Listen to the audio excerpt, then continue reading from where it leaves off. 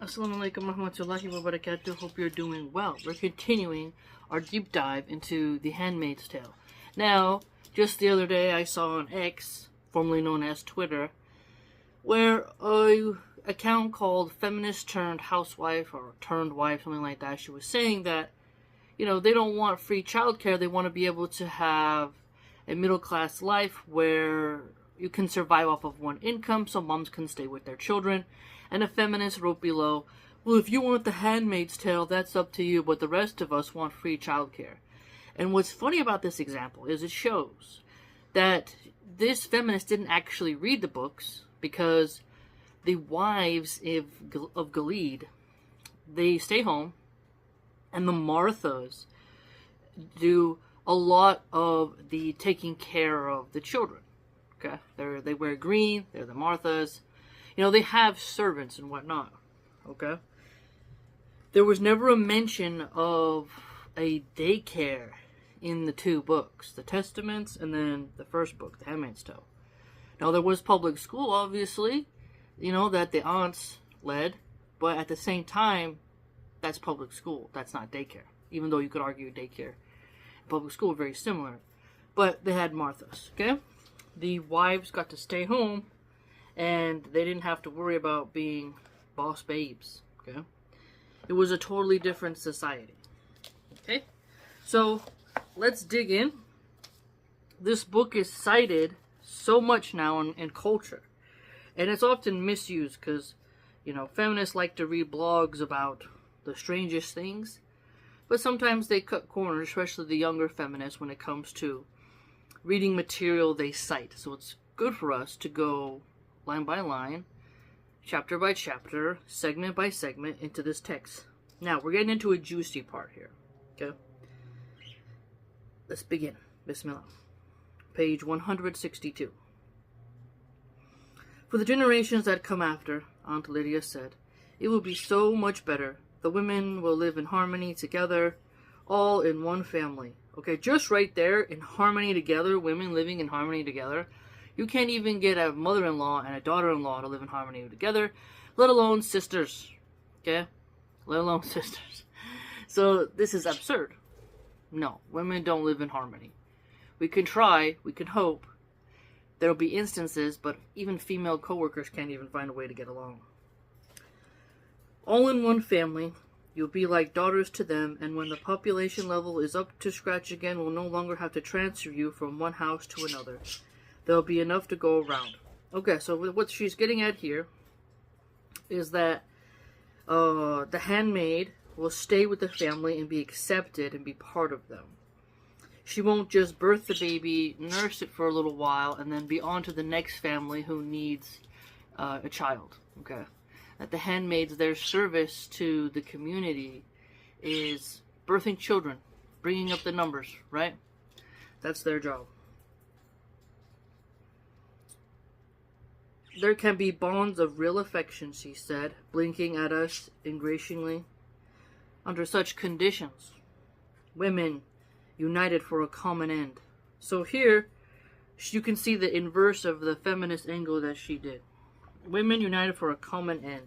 The sisterhood, right? As we know, that it's not real. So the author did a clever thing here that would trigger feminists. They rip their blue hair out. Where this Aunt Lydia is saying, your husband will be able to have a pleasure.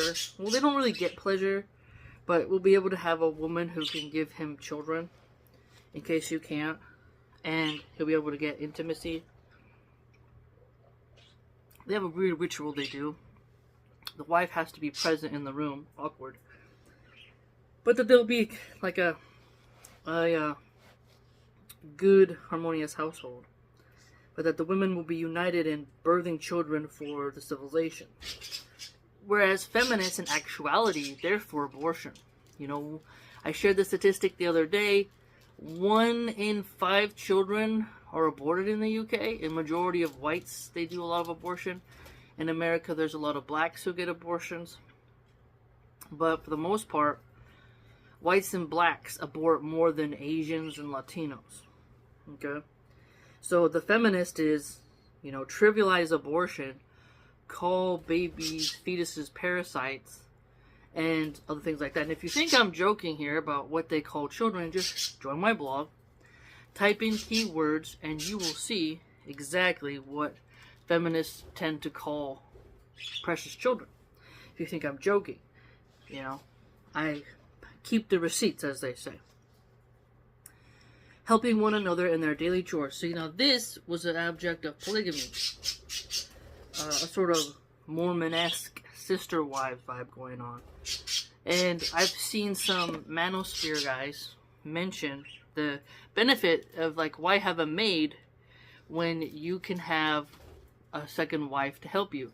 Now, the thing is here, if you look at maids in, Halloween costumes, a sexy French maid, Arnold Schwarzenegger, he cheated on his wife with, I believe she wasn't even a hot person. She wasn't attractive. She was kind of pudgy. And for some reason, men cheat very often with the babysitter or the nanny. Babysitters and nannies are similar, but they often have different durations of employment and different schedules and what they do. And the maids, okay? Just like it's common for a housewife who drinks too much wine to sleep with the landscaper or the pool guy. There's some stereotypes that have survived because of their frequency and occurrence. So, it's fascinating. Women will say they want a maid, but they never suspect their husband will sleep with the maid.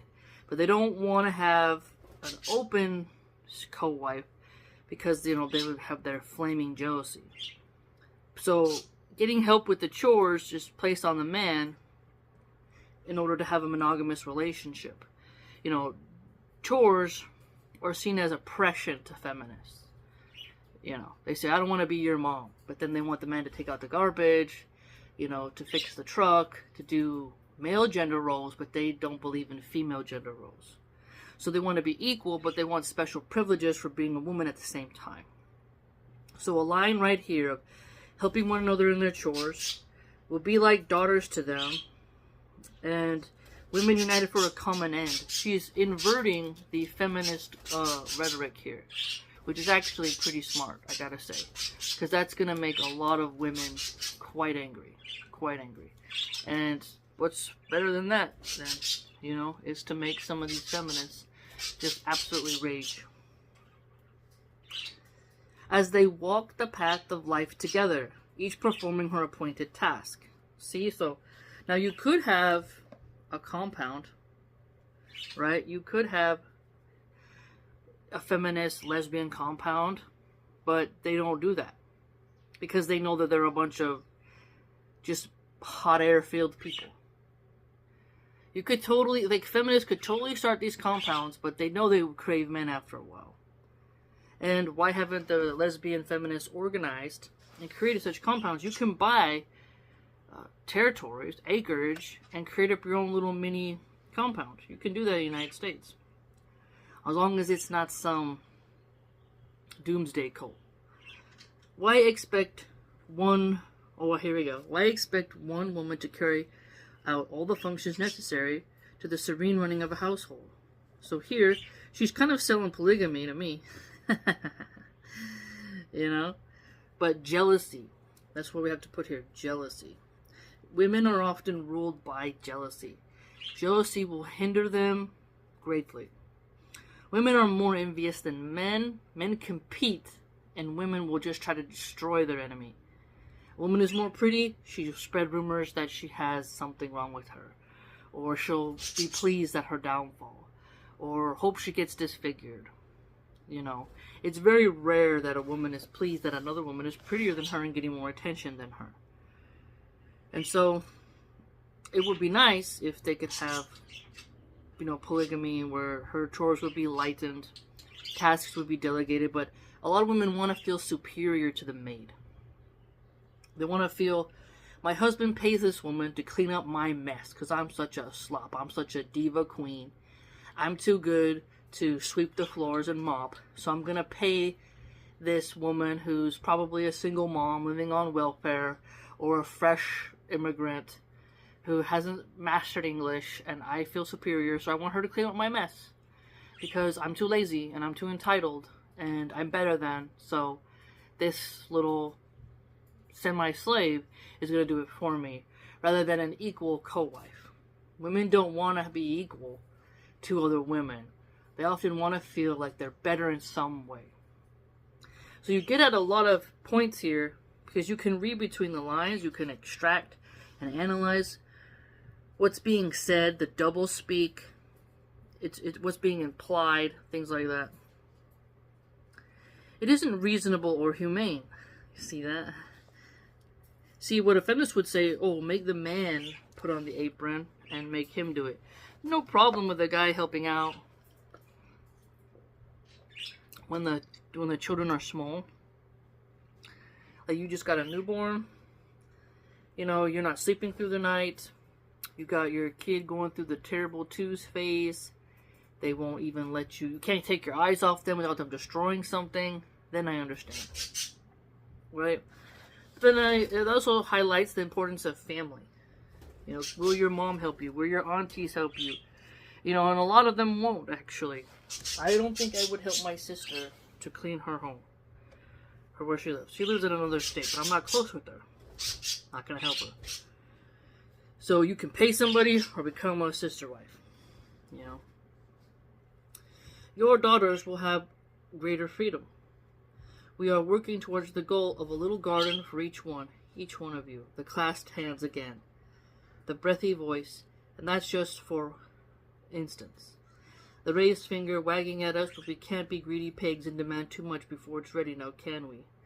I mean, so she's trying to be condescending here, like, oh, we can't be greedy pigs and demand too much. You can just see the snarky liberal femme right here. And, yeah, entitlement. There's a lot of entitlement with feminists. If you look at some of the videos they make, like, I saw one chick was crying. She had swiped 6,000 guys on a dating app and couldn't find one. And she was crying. And you think to yourself, you're telling me that you're so special. She was like a 7. I'm not a 10. But it's like, be realistic. But there's this strange sense of, like, these women will get flooded with bots, phishing accounts. And it'll be someone's stolen profile picture. And then these ladies will think that's real.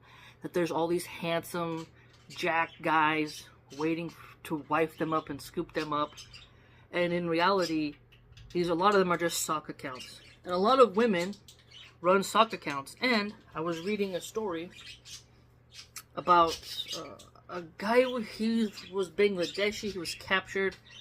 And he was working in a scam center. And he had to scam $15,000 a day in order to not be beaten. It was a very interesting story that I read. But there's people who are paid to scam, and romance scams are part of that. And the way you do that is DMing thirsty messages to airheaded women on dating apps, hoping that they'll click eventually so that you can steal all that info, unfortunately. And men fall for this too. Oh yeah. But women often will just see the pic and be like, oh, I must be like, you know, so prized. And so then they don't want to pick anybody. And then they are remaining alone. And then they have these high standards that were built on the illusion of bots and fake profiles and all that. And now they're like, well, I demand this standard, and if no one reaches it, then that just means all men are trash. Instead of really looking at it and saying, maybe you're demanding too much and you're overinflated. You know, you have an inflated ego. You're not really examining your faults, who you really are, because they have this balance of don't have low self-esteem, but have high self-esteem, main character, goddess energy, and then you have all these women alone. So when you see something like this line of don't be a greedy pig and demand too much, she's being cheeky here. She's being saucy, okay? Because a lot of feminists, they expect and demand a lot while saying they don't have to serve their husbands. It's a one-way street, right? And so it's not too much to demand the little garden. Because remember, the wives have a garden in Gilead, okay? The handmaids don't have that. They are in their rooms. And a garden, I know it may seem trivial to some people, but it's actually quite nice. Meghan Markle actually has a show With Love from Meghan, and she has a very nice garden. And I watched a little bit of that with my daughters. I hated the guests, but just the fact that she has this lovely garden where she can get tomatoes and strawberries and different leafy greens and whatnot, I really found that to be quite nice. And so, you know, having a garden is also something that kills time, and it just connects with us on a deep level, being cultivators in that way, I'd argue. So, it's not greedy to want a little garden, but that also requires space. The fact is that I am his mistress. Men at the top have always had mistresses. Why should things be any different now? So, a key point here. Polygamy.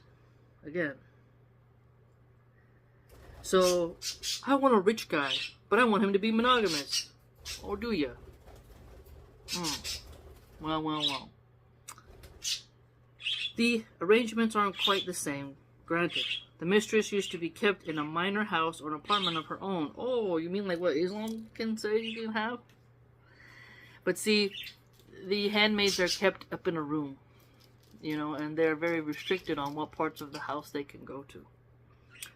And Malbabe amalgamated things, but underneath it's all the same, more or less outside woman. They used to be called in some countries. I am the outside woman. Okay, so we have here the mistress,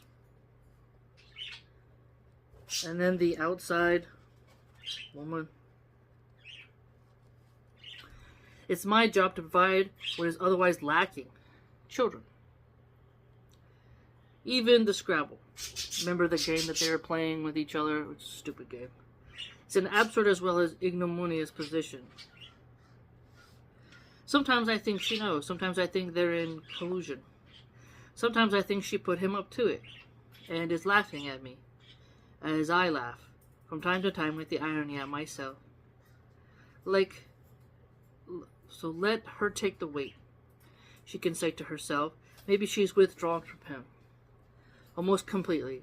Maybe that's her vision of freedom. But even so, and stupidly enough, I'm happier than I was before. It's something to do, for one thing. Something to fill the time. At night, instead of sitting alone in my room, it's something else to think about. I don't love the commander or anything like it, but he's of interest to me. He occupies space. He is more than a shadow, and I for him.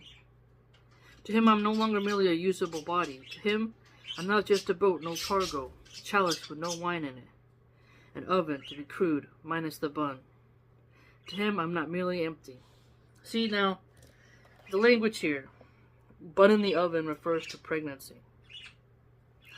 A chalice without any wine isn't as alluring, is it? A boat with no cargo. Now, a ship,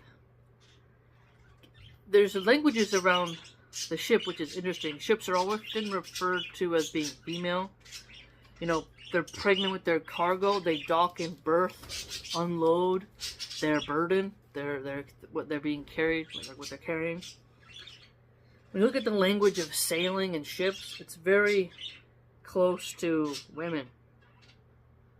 So a boat with no cargo, giving birth in the port, to the dock, seamen, get it? Seamen. You know, there's some, a ship is filled with seamen, gives birth in the port.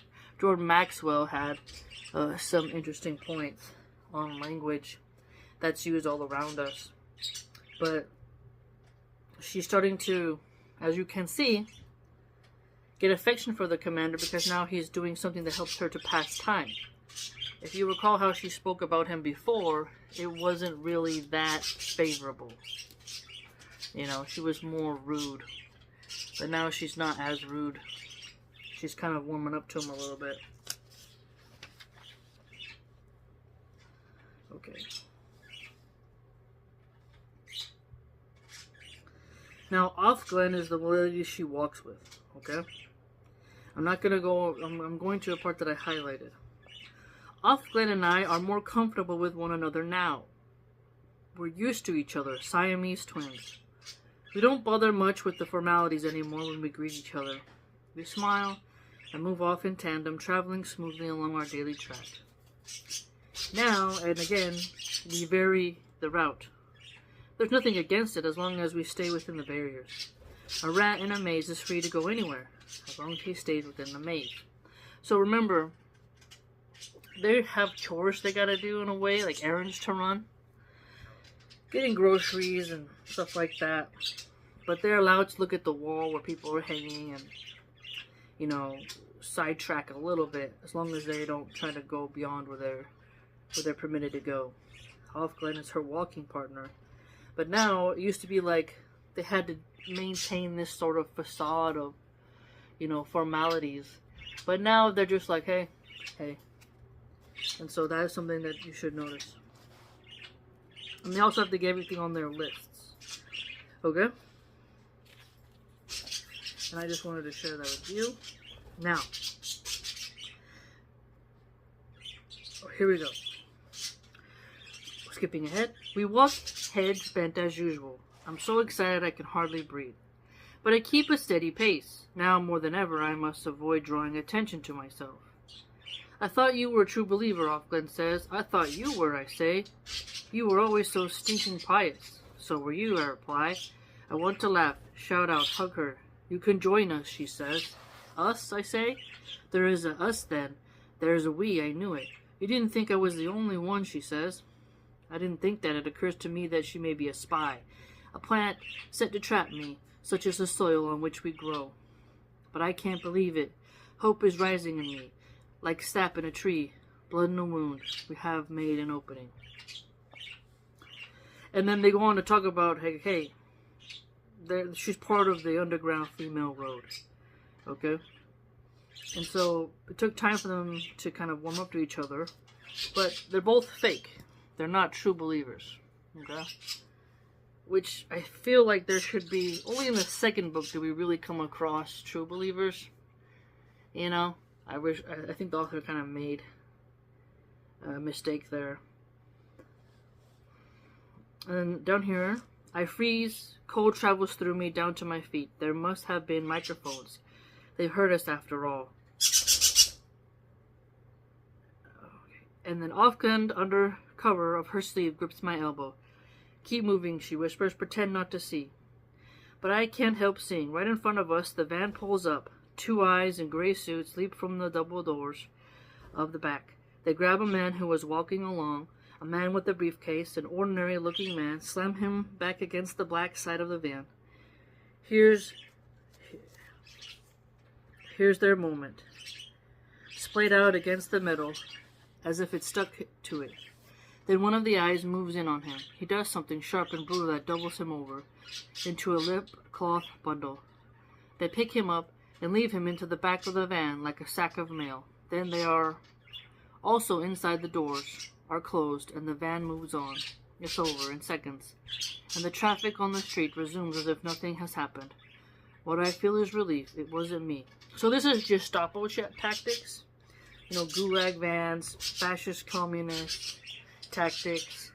So what she mentions about microphones is interesting because there's a lot of spies in Gilead. Okay, there's a lot of, you know, civil strife going on. They don't know who to trust or what. It is quite risky. And the eyes are sort of like the disappearers. Okay? If you do something, they're going to come after you. That's just the way the cookie crumbles. Okay? And they have to live with this. The handmaids especially. Okay, now we're on a new part, 171. They've given me a small electric fan, which helps in this humid area.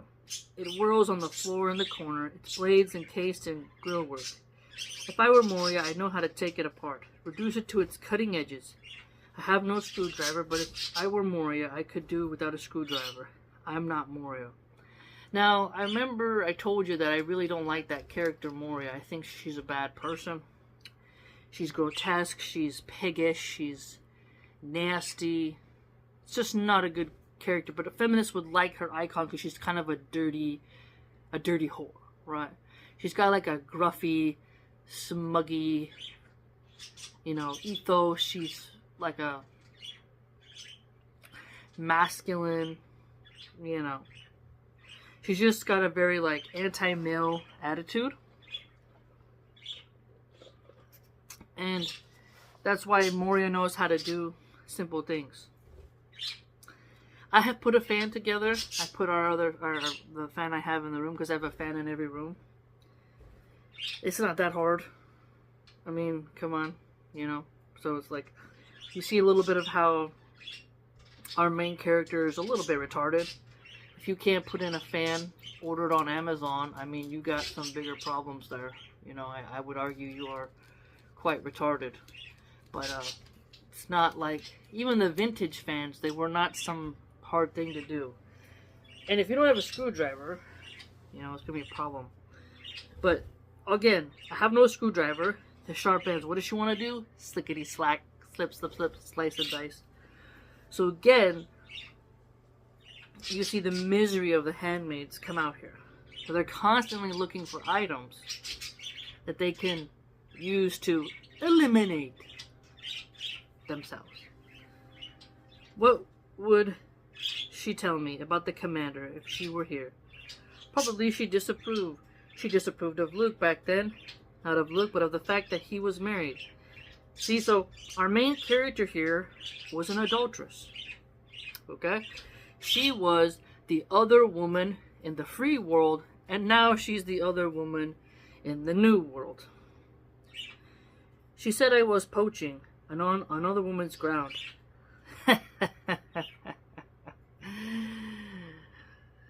I said Luke wasn't a fish or a piece of dirt either. He was a human being. See how like women will rationalize when they're the mistress? But if she was the wife and then her man was cheating, she would be like, oh, he's a monster, and how could this, and blah, blah, blah. But you'll see that women will often, when they're the other woman, they make every excuse. They're charitable. But when their husband has an affair, they condemn him. They don't want to work through it.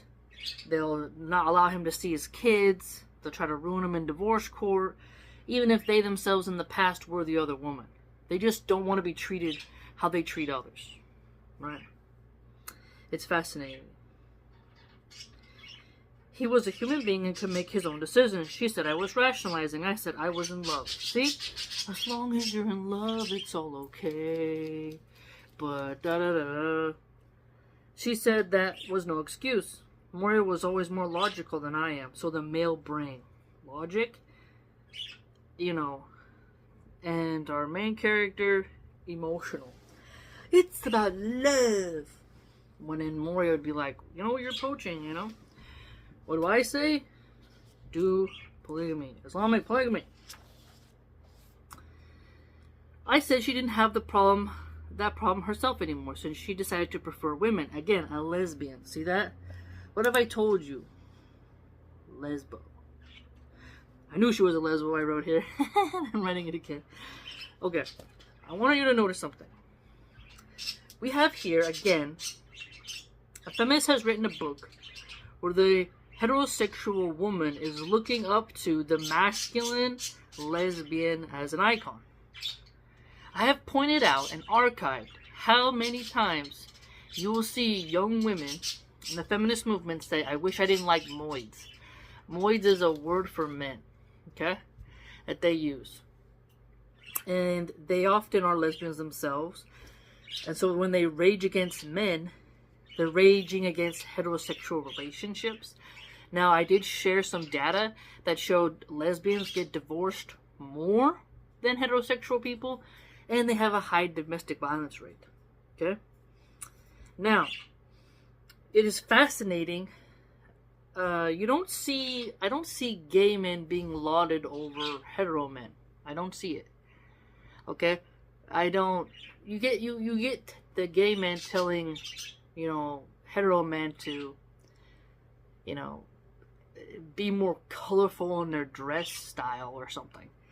But you often get lesbian women who you know, they're actually being pushed over the hetero women, which would bring down the birth rates, right?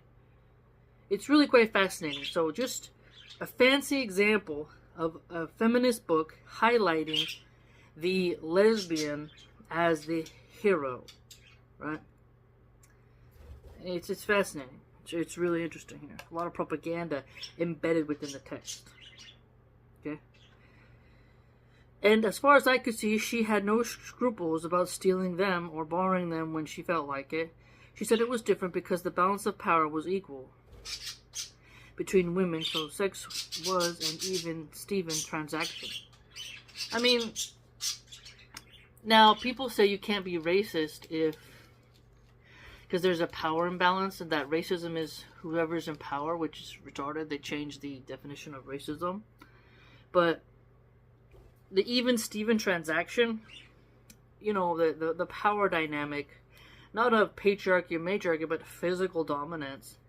But women have ways they manipulate men that are coercive, that are elusive, very sly. So they have their strategies, and then men have their just blunt, right on the nose strategies. Okay. So even if you have two women together, one woman's going to be stronger than the other. Okay. And women often hit each other. Look up the data. Domestic violence rates, lesbian relationship compared to gay relationships.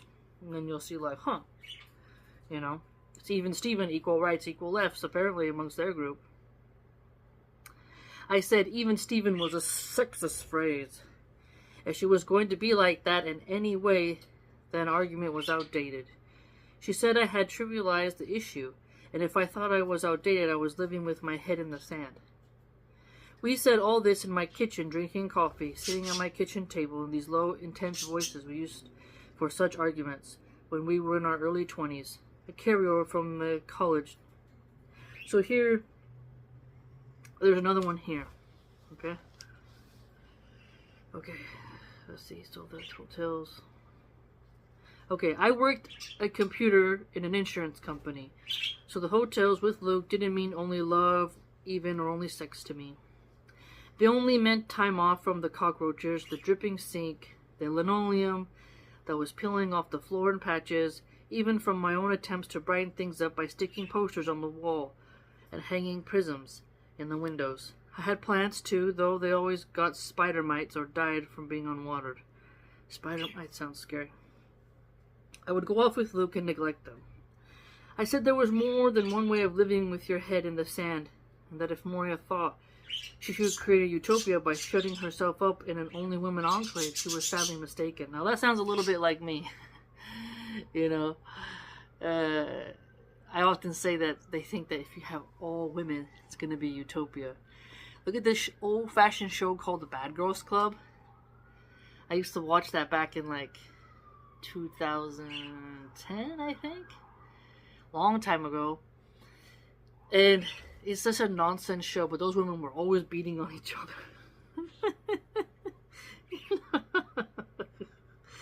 You know, it's crazy. Men were not just going to go away, I said. You couldn't just ignore them. That's like saying you should go out and catch syphilis merely because it exists, Moria said.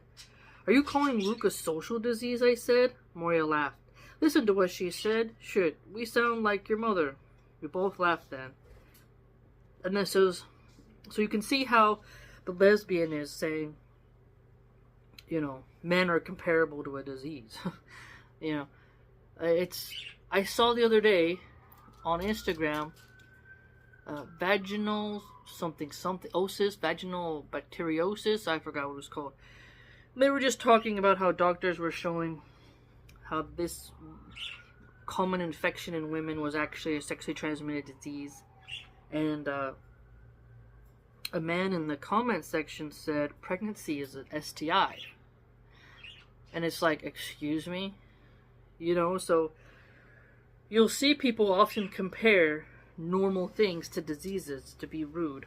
So here, the lesbo calls men a social disease.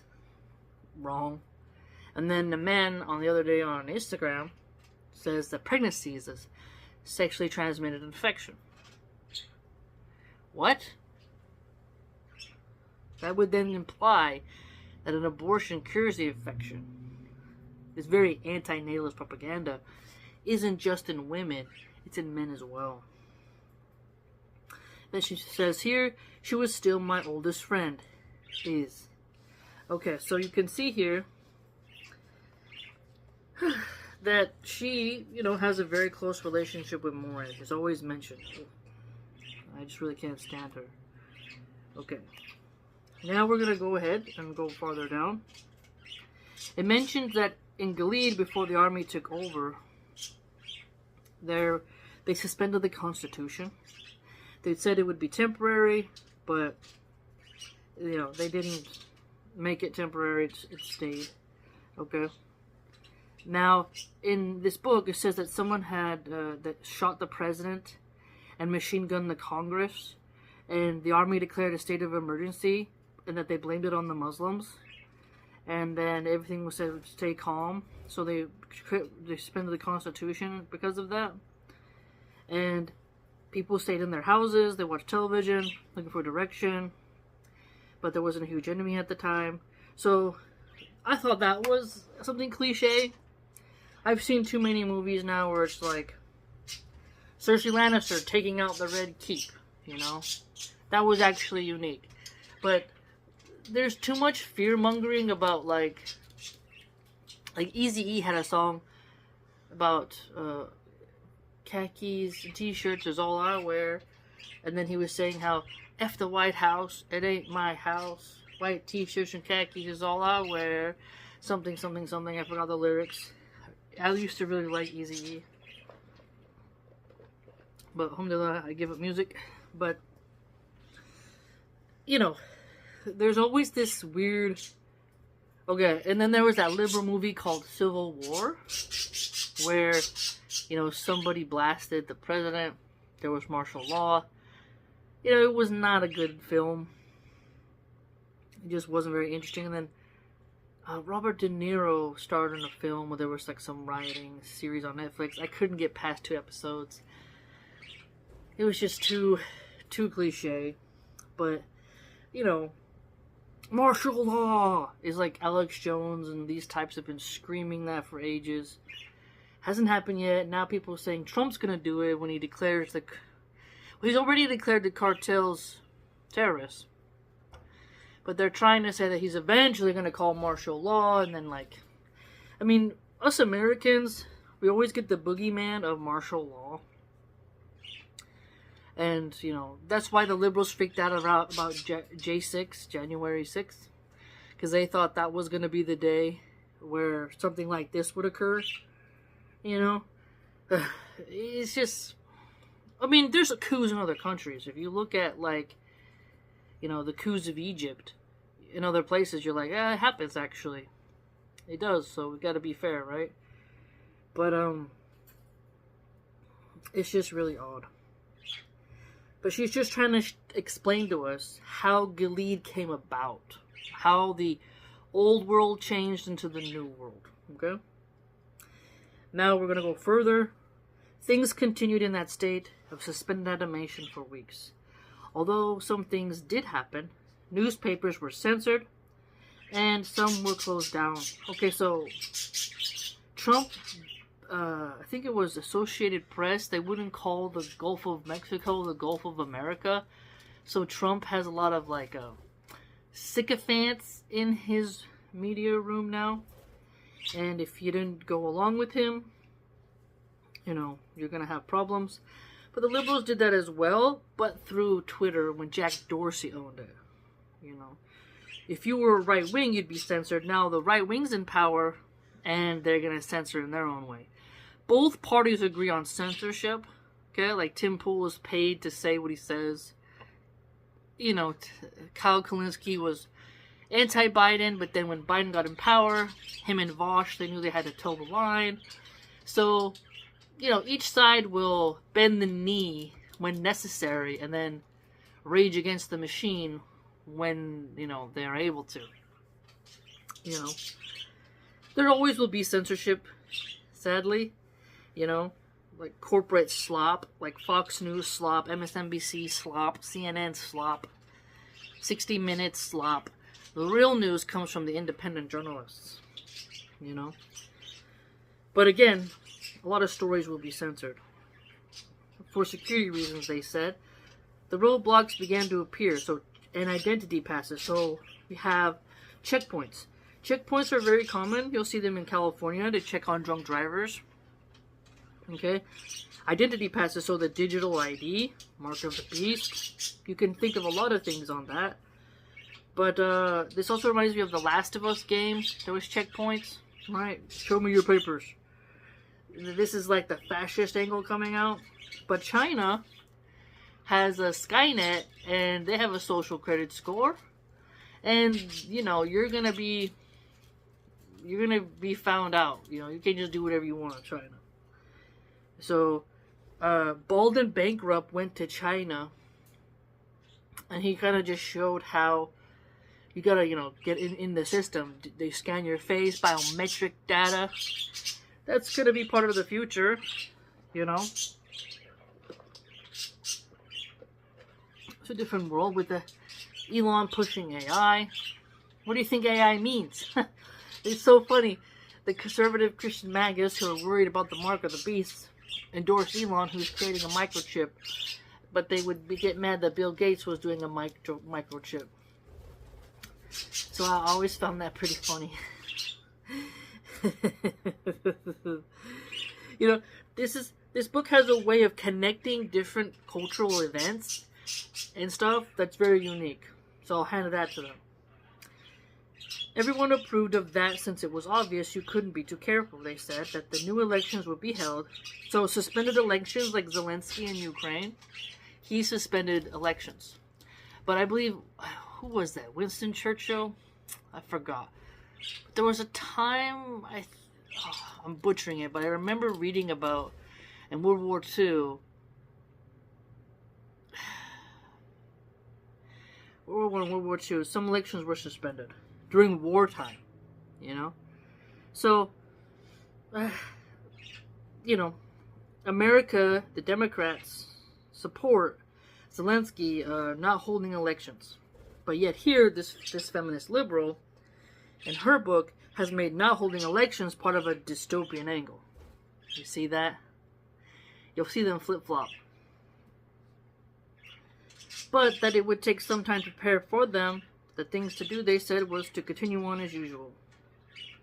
Okay, and then it says the porno marts were shut down, though there were no longer any Fields on Wheels vans and Bungle the Boogies circling the square, but it wasn't sad to see them go. We all knew what a nuisance they'd been. Okay, so you see that there's a lot of censorship, security checkpoints, okay? And it also shows here another angle that no children walked to school anymore. There had been too many disappearances, so kids start to disappear, right? And that's, you know, very scary. So I wouldn't like that at all. That'd be freaking me out. Okay. Okay.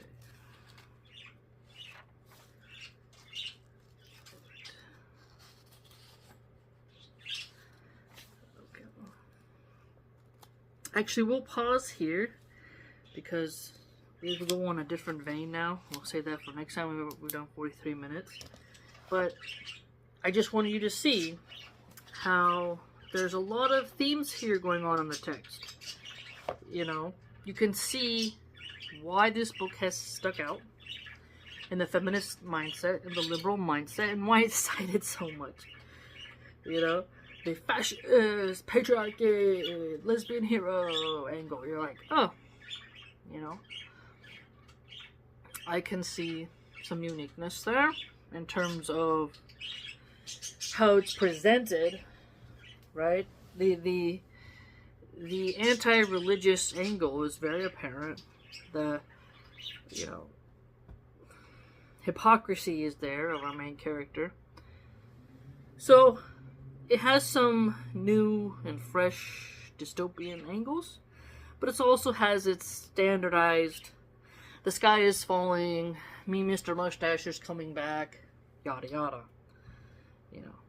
So, there's that. I hope you enjoyed, and I hope this series helps you to understand the feminist propaganda that's probably being pushed your way, so that next time when someone mentions it to you, you can be like, well, I listened to an audio, you could say, I listened to Milan's Philosopher Corner discussing that book, because I know not everyone has time to read it, and it may not even be something that you want to sit down and struggle with, but you want to listen to as you do your chores. And so, I hope that you are able to see some of the cultural influence the text has had. Because every generation has a book that really kind of sets a tone. And The Handmaid's Tale, because it's been mentioned so many times by all kinds of people, is one of those books. Love it or hate. Please like, comment, subscribe, join the blog, and take care.